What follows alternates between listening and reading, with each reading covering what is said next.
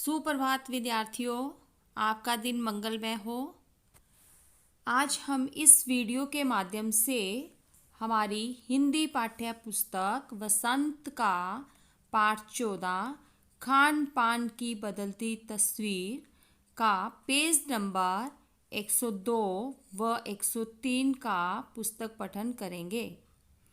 तो आइए इस पाठ को शुरू करते हैं। इस पाठ के रचयिता का नाम प्रयाग शुक्ल है। इनका जीवन परिचय इस प्रकार है। प्रयाग शुक्ल का जन्म 28 मई 1940 कलकत्ता, पश्चिमी बंगाल, भारत में हुआ था। ये हिंदी के कवि, कला समीक्षक, अनुवादक एवं कहानीकार हैं। ये साहित्य अकादमी का अनुवाद पुरस्कार, शरद जोशी सम्मान एवं द्विज देव सम्मान से सम्मानित हैं। तो आइए इस पाठ को शुरू करने से पहले थोड़ा सारांश इस पाठ का हम समझेंगे। इस पाठ में क्या बताया गया है? इस पाठ में, इस निबंध में लेखक प्रयाग शुक्ल जी ने हमारे खान पान में हुए परिवर्तन के बारे में बताया है। यहाँ यह बताया है कि उत्तर भारत का जो खान पान है वो दक्षिण भारत में, और जो दक्षिण भारत का खान पान है वो उत्तर भारत में अपनाया जा रहा है। आज के खाने में वह स्वाद नहीं जो पहले था। पहले क्या था? घर में स्त्रियां अपने हाथों से साफ सफाई करके भोजन बनाती थी, और आधुनिक समय में जो भोजन है वो हम बाजार का भोजन ज़्यादा खाते हैं, और जो है विदेश का भोजन जो है वो हम ज़्यादा अपनाते हैं। तो आज औरतें अपने कार्य में व्यस्त हो गई हैं, नौकरी लग गई हैं, है ना। तो उनके पास आज साफ़ करने सब्जियों को, है ना, अन्य दालों को या जो भी सामग्री है उसको साफ़ करने, कूटने आदि का समय उनके पास नहीं होता। इसलिए इस व्यवस्था के कारण आज बाजार की चीज़ें खान पान में प्रयोग में लाई जा रही हैं। फास्ट फूड का ज़्यादा प्रचलन हो गया है ना। तो किस प्रकार से हमारे खानदान में परिवर्तन हुआ वो हम इस पाठ के माध्यम से समझेंगे कि खान पान की जो मिश्रित संस्कृति है वो हमारे आधुनिक समय में कैसे विकसित हो रही है। यानी विदेशों का खाना हमारे यहाँ और हमारा खाना विदेशों में अपनाया जा रहा है। तो इस पाठ को पढ़ने से पहले हम इसमें आए कठिन शब्द और शब्दार्थ देखेंगे।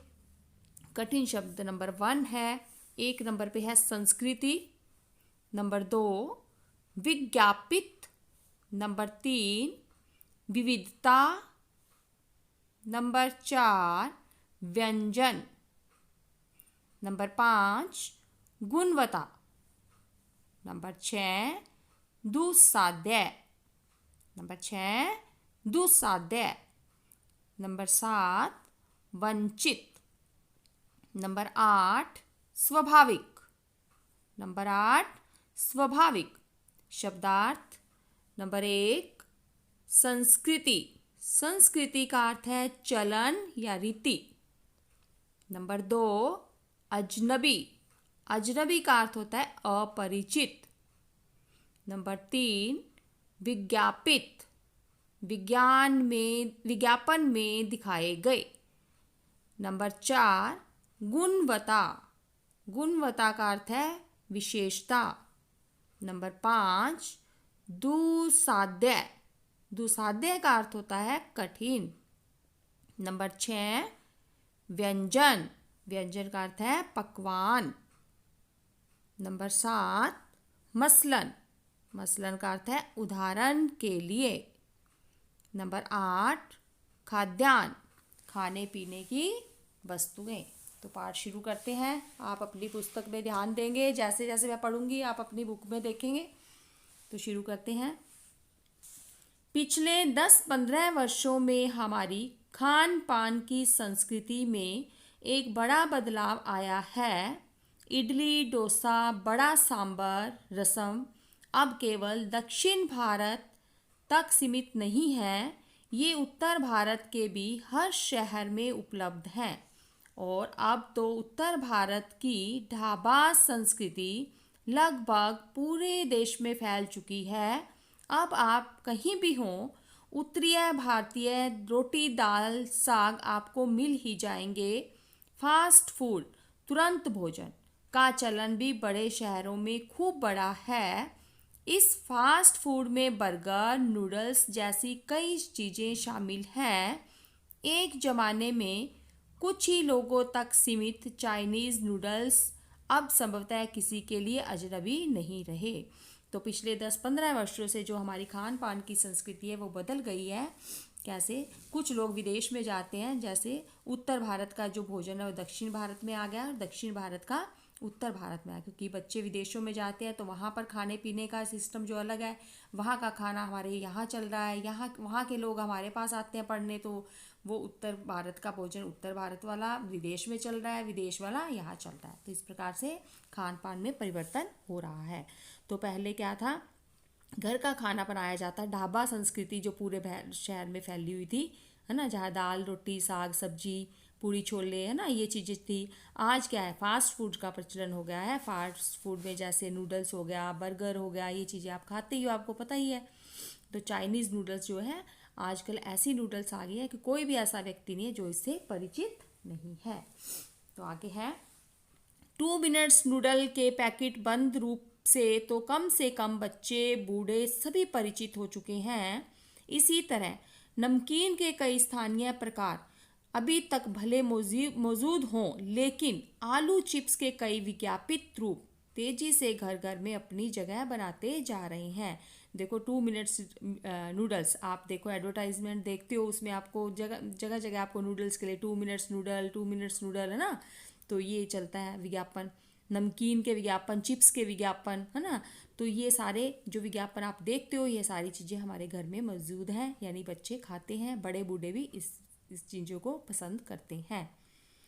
गुजराती ढोकला, गाठिया भी अब देश के कई हिस्सों में स्वाद देकर खाए जाते हैं।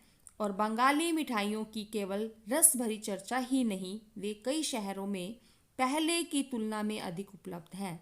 यानी स्थानीय व्यंजनों के स्थान पर अब अन्य प्रदेशों के व्यंजन पकवान भी प्राय हर क्षेत्र में मिलते हैं और मध्य वर्गीय जीवन में भोजन विविधता अपनी जगह बना चुकी है। देखो पहले गुजरात में गुजराती जो ढोकला प्रसिद्ध था, है ना, बंगाली मिठाइयाँ प्रसिद्ध थी रसभरी। तो ये जो है पहले वहाँ अपने शहर के हिसाब से ही प्रसिद्ध होती थी, लेकिन आज क्या है, स्थानीय व्यंजनों के स्थान पर सब चीज़ें जो हैं मतलब एक शहर से दूसरे शहर तक पहुंच गई हैं। हमारे यहाँ भी गुजराती ढोकला मिलने लग गया है ना, गुजराती मिठाइयाँ, बंगाली मिठाइयाँ, है ना। तो पहले वो एक स्थान विशेष पर ये चीज़ें मिलती थी, तो आजकल ये पकवान हर क्षेत्र में मिलने लग गए हैं। आगे है, कुछ चीज़ें और भी हुई हैं, मसलन अंग्रेज़ी राज तक तो ब्रेड केवल साहबी ठिकानों तक सीमित थी, वह कस्बों तक पहुंच चुकी है और नाश्ते के रूप में लाखों करोड़ों भारतीय घरों में सेकी तली जाती है। देखो ब्रेड थी जो पहले क्या खाई जाती थी, उदाहरण दिया है, मसलन मतलब होता है उदाहरण के लिए, जो ब्रेड थी वो बड़े साहबी ठिकानों तक की सीमित होती थी। आजकल ये गांवों में भी पहुंच गई है। लाखों करोड़ों लोग ये आजकल ब्रेड का नाश्ता करते हैं, है ना, जिसको सेक कर तल कर खाया जाता है। तो ये प्रसिद्ध हर जगह ब्रेड को भी प्रसिद्ध हो चुकी है। आगे है, खान पान की इस बदली हुई संस्कृति से सबसे अधिक प्रभावित नई पीढ़ी हुई है, जो पहले के स्थानीय व्यंजनों के बारे में बहुत कम जानती थी। देखो इस खान पान के परिवर्तन से कौन सी पीढ़ी ज़्यादा प्रभावित हुई है, जवान लोग जो अब बच्चे हैं, नौजवान, है ना, नई पीढ़ी यानी जो अब पीढ़ी चल रही है वो ज़्यादा प्रभावित हुई है। वो स्थानीय व्यंजनों के बारे में बहुत कम जानती है, दाल रोटी है, साग है ना, ये चीज़ों को कम जानती है। तो ये फास्ट फूड के बारे में ज़्यादा जानती है।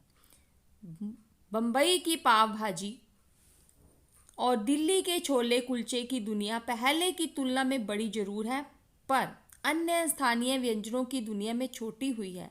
जानकर ये भी बताते हैं कि मथुरा के पेड़े और आगरा के पेठे, नमकीन में अब वह बात कहाँ रही, यानी जो चीज़ें बची हुई हैं उनकी गुणवत्ता में फ़र्क पड़ा है। फिर मौसम और ऋतुओं के अनुसार फलों खाद्यान्नों में जो व्यंजन और पकवान बना करते थे, उन्हें पकाने की फुर्सत भी अब कितने लोगों को रह गई है। अब गृहिणियों या कामकाजी महिलाओं के लिए खरबूजे के बीज सुखाना, छीलना और फिर उनसे व्यंजन तैयार करना सचमुच दुस्साध्य है। देखो यहाँ ये बताया कवि ने, सॉरी लेखक ने, कि जो स्थानीय व्यंजन है वो अब सीमित हो गए हैं, वहाँ पर फास्ट फूड चलने लगा है। तो मुंबई की पाव भाजी जो थी, दिल्ली के छोले कुलचे थे, दुनिया में पहले ये बहुत ही मतलब जरूरी मतलब अच्छे लगते थे सबको, पर स्थानीय व्यंजनों की दुनिया अब जो है छोटी हो गई है। अब क्या है, पहले क्या होता था, मथुरा के पेड़े बहुत प्रसिद्ध थे, आगरा का पेठा, नमकीन, है ना। तो ये सब स्थान के हिसाब से प्रसिद्ध होते थे और वहाँ पर उनके, आजकल क्या है, ये चीज़ें हर जगह पर पाई जाती है, लेकिन उनकी गुणवत्ता मतलब वो वैसी नहीं मिलती है, स्वाद में फ़र्क आने लगा है, ठीक है। लेकिन वो नाम से प्रसिद्ध है, जैसे हम भी यहाँ बीकानेर का भुजिया खा सकते हैं, है ना। तो वहाँ पर उसमें गुणवत्ता में फ़र्क जरूर आया है, पहले वो स्थान के नाम से प्रसिद्ध होती थी और वैसे ही उसमें गुण भी होते थे, अच्छी भी होती थी। आजकल जगह जगह पर मिल जाती है, जिससे उनकी क्वालिटी में फ़र्क आ चुका है। और ये भी बताया है कि पहले स्त्रियों को बहुत समय होता था, जैसे खरबूजे के बीज सुखाना, फिर छिलना, फिर उनसे चीज़ें कुछ व्यंजन बनाना। आज महिलाओं को इतनी फुर्सत ही नहीं है कि वो बीजों को साफ करेंगी और कुछ बनाएंगी, है ना। तो पहले के ज़माने में फुर्सत होने के कारण वो अपना काम इस प्रकार से घर पर करती थी। आगे, यानी हम पाते हैं कि एक ओर तो स्थानीय व्यंजनों में कमी आई है, दूसरी ओर वे ही देसी विदेशी व्यंजन अपनाए जा रहे हैं जिन्हें बनाने पकाने की सुविधा हो। जटिल प्रक्रियाओं वाली चीज़ें तो अभी कभी कभार व्यंजन पुस्तिकाओं के आधार पर तैयार की जाती है। अब शहरी जीवन में जो भागम भाग है उसे देखते हुए स्थिति स्वाभाविक लगती है। फिर कमर तोड़ महंगाई ने भी लोगों को कई चीज़ों से धीरे धीरे वंचित कर दिया है। जिन व्यंजनों में बिना मेवों के स्वाद नहीं आता, उन्हें पकाने बनाने में के बारे में भला कौन सोचेगा, कोई नहीं सोचेगा। देखो पहले क्या था, स्थानीय व्यंजनों में कमी तो आई है ना। और पहले जो है आसान आसान व्यंजन जो है वो बनाने अब बना रहे हैं लोग, जो डिफ़िकल्ट वर्ड होते थे जैसे पिनिया बनाना, हलवा बनाना, है ना, ये बनाने के लिए स्त्रियों के पास समय ही नहीं है। तो जटिल प्रक्रियाओं वाली चीज़ें आजकल कभी कभार ही बनाई जाती हैं। और महंगाई इतनी हो गई है कि लोगों को इस महंगाई में मेवे डालकर चीज़ें बनाना भी संभव नहीं है। तो इसलिए लोग घरों में ये चीज़ें बनाने का मतलब प्रयास ही नहीं करते हैं और बाज़ार की चीज़ें बनाने में खाने में मतलब ज़्यादा अधिक पसंद करते हैं और इसको बनाने के लिए समय भी नहीं है। तो इस पार्ट में यही बताया है कि खान पान की जो स्थिति है वो बदल चुकी है और फास्ट फूड का अधिक प्रचलन हो गया है। तो खान पान में और क्या क्या परिवर्तन हुए वो आगे अगली वीडियो में हम पढ़ेंगे। तो आप इस पाठ के कठिन शब्द और शब्दार्थ और असाइनमेंट जो इसका है वो कॉपी पर लिखेंगे। धन्यवाद।